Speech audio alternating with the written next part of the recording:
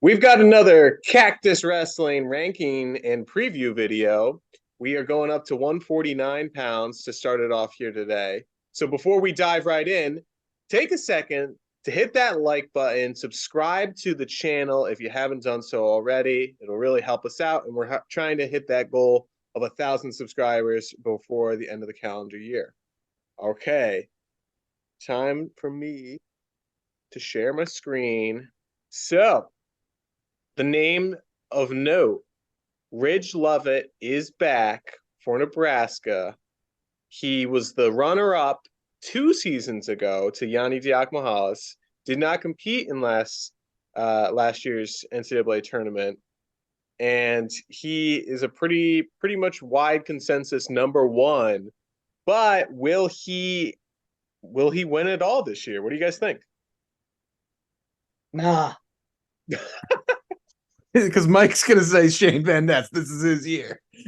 No, I think Lovett could definitely pull it off. The only hiccup I see is Austin Gomez, a few down there. That's the But only hiccup? yeah, no one else could beat him. well, I mean, Ridge Lovett, he's very dynamic. Like he brought Yanni to overtime the year that they ended up in the finals. I mean, it wasn't the finals match, that went very differently, but he brought Yanni to overtime. Like he makes things happen. I think he took the year off and he's gonna hit the ground running, and I definitely think that the number one rank is earned. I mean, I think it's fair. Um, it's he definitely has the most potential to be back. As a national champion. Um, it's not like he missed time and didn't do anything. Like Ridge Lovett was doing like freestyle. I feel, if I remember correct. Yeah, I think he entered the U.S. Open. I feel like he did pretty. Yeah, I'd have to look up again how he did.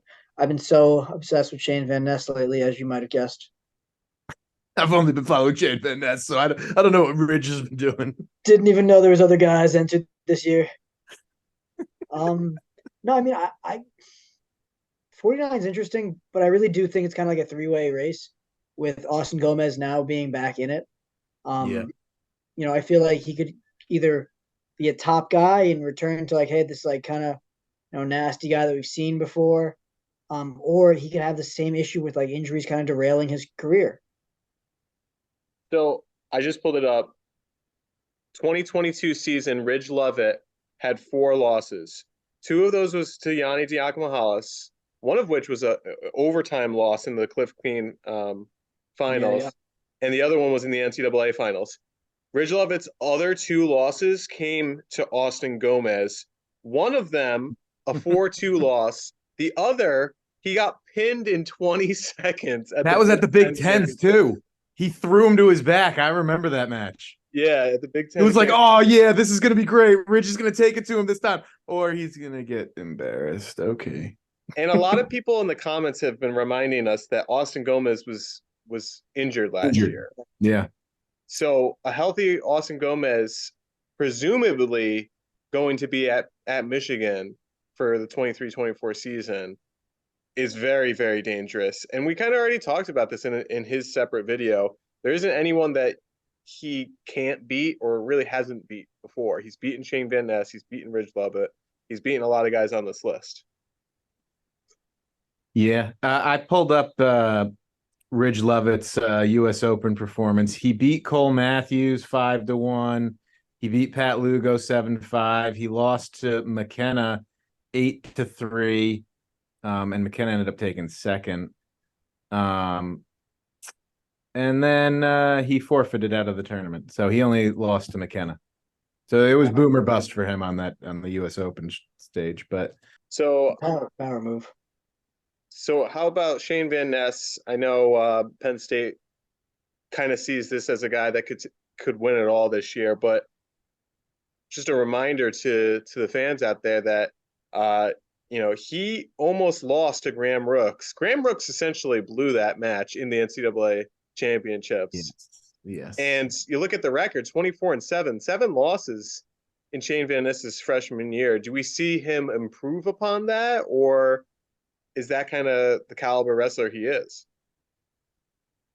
That's hard to say. I mean, if just the fact that you're in the Penn State room, you assume that it's probably going to be improve upon it, but at the same time, that's not a guarantee. Part of Shane's biggest issue is he's not an overly dynamic wrestler in neutral. You know, some coaches have talked about this in their own like podcasts, their own, um, like little circles. But for as an athletic guy as he is, and you see him doing all these videos of like flipping and walking on his hands, doing the crazy stuff that Bill Bartlett likes to do, his main strategy in neutral is like, hey, I'm gonna just tire you out, which worked really, really well as a high schooler. But when you get to top tier Division I wrestling, most of these guys aren't gassing out from that. But then we saw what happened at NCAA's, and it's like, hey, like he was behind all these guys. Every match was a come from behind win. So The Matt Ramos path. yeah, maybe he can gas guys out with limited offense. Until he ran into Yanni, which at one point, he was winning that match. That's true. So I want to say Shane Van Ness can continue to make these improvements that we see the Penn State guys usually do. I know having Ridge Lovett and Austin Gomez back makes this bracket seemingly tougher, but I'd say it's more open this year than it was last year for sure with Yanni there. And Shane Van Ness gave Yanni a pretty competitive match before taking third. I mean, Yanni had a terrible tournament. Freaking, what's his face from Iowa almost beat him. Max. Murin. Yeah. Murin. Yeah. Max Murin I think that was his only time ever All-American as well. Yeah. Just craziness. So yeah, it's crazy to see on this list Kyle Parko, only a junior, yet he's a 3-time All-American. This is a guy who's been at the top of the field for a lot of years now. I'm surprised. I wouldn't count him out of it either. Yeah, but I'm also surprised he's not better. Like, yeah, like that he isn't like. I mean, yeah, I guess he kind of is in the conversation for a title, but like, I don't think so. Better? What do you mean? 4th, 8th, and 6th? I mean, he could have taken third. He could have taken 3rd, 7th, and 5th. Yeah, I mean, he doesn't. Yeah, he doesn't wrestle back well. I don't know. Like I said, I really feel like this is kind of a 3-horse race. Between who? Lovett, Van Ness, and Gomez? Yeah. And a lot of it depends on Gomez's health and Lovett's health too, really. I mean, he wasn't really injured. He kind of just took the red shirt. He probably was like, let's just wait for Yanni to be gone. Yeah, exactly. I think a lot of guys were like that. And Sasso, because I mean, Sasso is moving up. Yeah, Sasso should get a medical red shirt for all that stuff. But with like Parko and stuff, and this is not a knock against Arizona State, I just feel like they haven't performed well at nationals lately. That's true. I mean, I was surprised to see Colton Schultz kind of take a step backwards. Losing Jacory. No, I wasn't surprised by that. Yeah. I was surprised that he made the finals the year he made the finals. I think he had a good side of the bracket that year. Yeah. But again, like Arizona State, for as competitive as it is, I don't think they're at that top level. And I wouldn't be surprised if Parko stays kind of stagnant. Yeah, he'll beat everyone he's supposed to. Yeah. And not I feel like Brock. I feel like Brock Mahler's in a similar situation. He's also a 3-time All-American, but he just hasn't proven to get to that next hump, like making a national title run or even getting to 3rd, 7th, 5th, and 6th, 20-4 last year. But I feel like he's in that same caliber as Kyle Parko. So, yeah, he'll probably All-American, but it'll probably be like 8th, 7th. But I'm really interested in Caleb Henson, who we have at number 4, because he's true freshman last year, right? Yeah. True freshman, took 5th place. He's training next to Bryce Andonian and Mekhi Lewis in that room at Virginia Tech. There's only upside for this guy. Very talented wrestler. Yeah. No, he definitely. I mean, he did stellar. Took 5th as a freshman. That's a pretty impressive true freshman because it's not even like. So he could potentially turn some heads. I mean, I wouldn't be surprised to see him make a finals run, especially if if someone kind of got upset early round. I mean, I feel like Arco. the upset potential in this weight class is probably close to the highest. I mean, just touching on it again, like Caleb Henson had a really impressive tournament. I mean, you had Yanni and Sasso both in this weight class. I mean, that's a very competitive top two. It's some, love it. Wasn't obviously, redshirted last year, but like having Van Ness take third. I mean, Parko taking fifth is impressive. I mean, Henson taking fifth is impressive. Like there's some pretty top talent in this. It was a pretty top heavyweight class. Yeah, but I mean, and Henson lost to Rooks. He did. Who almost beat but didn't beat Shane Van Ness. Yes, yes. Because he has maximum effort. Yeah. So Henson did wrestle Van Ness and lost 5-3. Yep. So I mean, he's right there with Van Ness. Until he won't be.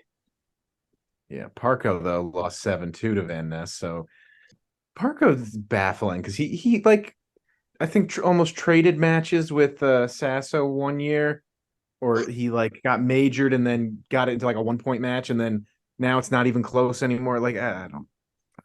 So kind of going down this list, we'll see Dylan D'Amelio bump up a weight class from Ohio State. Managed to All-American last year at 141, but he was a 20-14. Maybe this is a situation where he was cutting a lot of weight. Maybe, he'll be better at 149. Maybe that's the case, but I feel like it's more so that's his only spot at a roster slot with Nick Bouzakis and Jesse Mendez below him. He's probably like, I can't beat either of these guys. I got to bump up.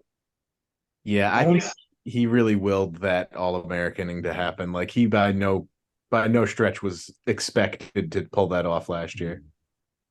I don't see him All-American this year. I think I agree with Mike. Is like you're like, he doesn't look very good half the season, and then he just hits, gets his All-American status as an eighth, and you're like, good for him. And then he's like, I'll go up another weight class. It's like, I don't know. That's a terrible idea. He has the most losses on the list here. Yeah, and speaking of going up another weight class, kind of have him at all honorable mention Casey Swiderski for Iowa State. But I mean, I think it's important to point this out that Pinheiro Johnson, who was wrapped up in the whole Iowa gambling scandal, that could potentially be repealed. I don't know if he's going to get eligibility back. Either way, it's either going to be him or Swiderski. Well, I thought I heard he was going to redshirt regardless. Free my boy. Is that the plan? He's going to redshirt? I thought I heard that it like regardless of the Iowa thing, he was going to redshirt, but I might be wrong on that. They try to take away your eligibility. Just redshirt. Stop them before they stop you. A boom boom. So Swiderski's moving up. How do we think he's going to do? He was a round of 12 guy. I think he was a true freshman last year, right? Yeah, he was. I think he's more likely to All-American than D'Amelio. Interesting. I mean, I think Swiderski had flashes of brilliance last season. I mean, he had a close match with Real Woods. And you're like, oh man, like this is the guy. Like he's gonna have this great season that everyone expects, coming in where he was on like the big board and the high school rankings. And then he really didn't have that. 15-12, almost just barely above a 500 wrestler. It was probably cutting too much weight. Yeah. And 41, yeah, he'll settle in better. He'll be a good size 49. Whoops. I think that I agree. I see him as a better chance to All-American than like D'Amelio. I mean, yeah, it's gonna be interesting. The rankings as of right now, D'Amelio's higher because he All-American last year. To round out the weight class, we got Jackson Arrington, who I believe was also another true freshman last year for NC State. He was. Yeah. Not a true freshman. He's a really hard-nosed, tough wrestler. Round of 12 guy. Chance Lamer transferred out of Michigan to Cal Poly this year, so that'll be interesting. Another round of 12 guy. And Graham Rooks, Indiana, we just talked about him a little bit earlier, where he was beating Shane Van Ness. Very dangerous wrestler for Indiana. Also a round of 12 guy. He beat he beat Henson at NCAAs. He did, And yeah. had he beat Van Ness, he would have been in the semis. He would have All-American. Yeah, he had an incredible tournament. I mean, I'm surprised to see how many matches. 40 matches. That's by Guys far the don't get most that out of many anyone matches on this most of the list. time. Well, if he wasn't with Indiana, he probably would have beaten Shane Van Ness. But Denzel Washington as Indiana, Carter Starachi was probably Matt side saying you can't lose to an Indiana guy. It's not allowed. You mean Danelle? Denzel Washington was. Denzel Washington, the actor. Yeah, I was like, what, you quoting Denzel here? I was off from work today. I was watching a lot of movies. Denzel Washington. Don't worry, he'll be in our 174-pound ranking. Oh, he'll be there. Yeah. I want to talk about number 11 though for Iowa, Victor Voinovich. Yeah. Because with the Ferrari news, as we've kind of covered, there might be a Ferrari brother at 49. And you think so? he said he'd go anywhere from 49 to 74, I believe. Yeah. I mean, is he good enough to start at any of those weights? I mean, it's a Ferrari guy, so some of the things they're going to say would be interesting, but he's like, and again, I always forget, I don't think it's Angelo, I think it's Anthony is the middle brother. Yeah, Angelo's the one that's Youngest. not there. Anthony, I think he was said like, I'll wrestle 49, 57, 65. He might not have said 74, but he's like, I'll, any weight for those, I'll go. Well, it doesn't mean that you're going to be good at that. Yeah. Well, that's what I'm saying. Like, it'll be interesting to see who starts for Iowa in these weights. I mean, especially with the suspensions being on, possibly being, reversed, all this stuff. The Iowa lineup is a huge mystery, and I cannot wait to see their first duel. Yeah. Especially him transferring from Okie State last year. Yeah. We'll see if Iowa can turn him into an All-American. He was around a 16 last year. Last but not least on this list, Jaden Abbas from Stanford. All-American, 3 seasons ago? 2 seasons ago? Three seasons ago. It was a while ago. But he hasn't done much since. He lands number 12. So we did a poll on YouTube, and we had over 100 votes. And the question was, who do you think is going to win at 149 pounds? 113 votes, 50% said Shane Van Ness, 40% said Ridge Lovett, 4% said Kyle Parko, 4% said Caleb Henson, and 2% said Brock Mahler. So Shane Van Ness gets the fan vote, even though I think a lot of the people subscribed to the channel are Penn State fans. So, what about the comments? Did anyone mention a Mr. Gomez? So yeah, let me pull up the comments. So Gomez, if he's healthy. Someone said Voinovich. Someone said Voinovich. Wrong. Someone said Graham Rooks. Okay. Someone said Graham Rooks, and someone said Shapiro, even though Meyer Shapiro, I believe he's listed as 157 on Cornell's website or team roster. But hey, I wouldn't put it past him if he wanted to go 149. Who knows? Graham Rooks, that's a bold take. I mean, if he has a more impressive upset train of a NCAA tournament, I think Voinovich is more of a bold take. Yeah, I know. Voinovich is the boldest take. Yeah. You know how Iowa does, where they make national champions left and right that are, not named Spencer Lee. As much as I want to see Austin Gomez win this, I just don't think it's going to happen. I don't know if I don't think he'll be able to stay healthy. And I know that he just wrestled Worlds and he felt great and he was healthy, but I feel like a folk style season is a lot longer than doing one big tournament for Worlds. I could also see him only wrestling the duels in the back half of the season. Even if he's healthy, I'm not sure he's quite at the level to be winning nationals. I mean, Austin Gomez is an incredible wrestler, but I feel like he's almost past his prime as a folk style wrestler. That's a bold take. He's 26. Okay. So it was what, Spencer Lee, right? Spencer Lee's not that old. And look, we saw what happened to Dayton, someone that's the same age. He's regressed. That's true. But that's at Oklahoma State. And now he's at Michigan, where, Hey, Michigan just turned Mason Paris into a Hodge Trophy winner. Could have been Carter. Austin No. Gomez to Hodge Trophy. Is that what we're getting at here? That's the name of this video. Austin Gomez, Hodge Trophy question mark. Well, drop a comment down below. What do you guys think of the rankings? Who do you think is going to win? Where did we get it right? Where did we get it wrong? Drop it all in the comments down below. And thanks for watching.